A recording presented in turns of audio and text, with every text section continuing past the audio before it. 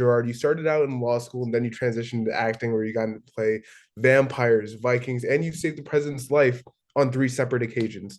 So, what made you decide that with this film you wanted to play an airline pilot, and what preparation did you do to play the character accurately? Um,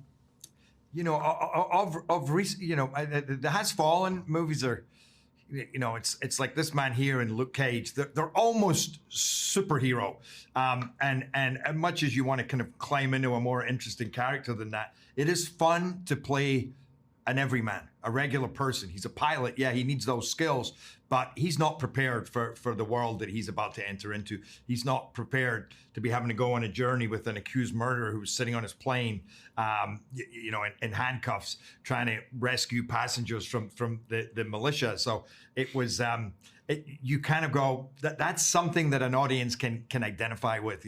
These people that are in these terrible situations, but they're trying their best. They make mistakes. They get things right. They get things wrong. And I did a bunch of training for this. I was in simulators for as much as I could, and then our cockpit was it was an actual cockpit from a plane. So spent many hours in there because I wanted to feel like I earned my seat and I wasn't just pretending and pressing buttons. That the audience really believed they're sitting with two airline pilots. Yeah, no, I could definitely buy it with this film.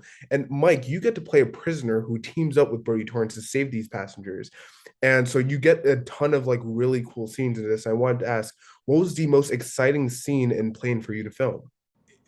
Exciting scenes. It was pretty entertaining the entire way. I mean, there were moments. I think one of my favorite moments is like where I'm trying to, not to get too much away, I'm trying to save this man from himself. He's doing some crazy things, and I'm like, it's just insane. And I think that dynamic was fun to play because you're watching someone who just you literally have to protect them from themselves because they want to do something that's just unsound fundamentally. It's almost suicidal. So I think the relationship that we had, all those nuances and all those moments, watching him going, okay, wait a minute.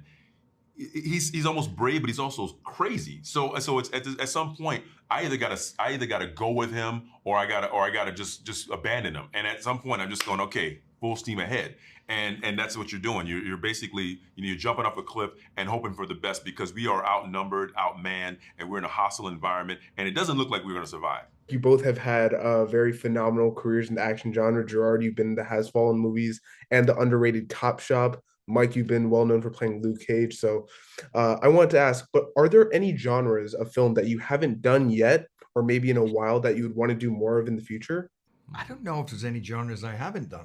Yeah, I mean, I feel like everything's very sci-fi heavy and it's been that way for a very long time now. I don't know, a good comedy. Good comedy. It's hard because comedy, it's very specific. But I mean, like I'm a big Dirty Rotten Scoundrels fan. I know it's a weird one to sort of like, but that's you just want to find a really interesting comedy. Those things are sometimes it's lightning in a bottle. So yeah, we love to do something. Yeah, for me, that Guy Ritchie movies, like the one that I was fortunate enough to do, yes. like Rock and Roll Up, and Lock, Stock, and Two Smoking Barrels. That dark black comedy, that was good or even recently the Menu, which are the Banshees of Inisherin, like something like that. A really kind of dark satire, and that is strangely and surprisingly personal as well. Yeah, maybe time to revisit that.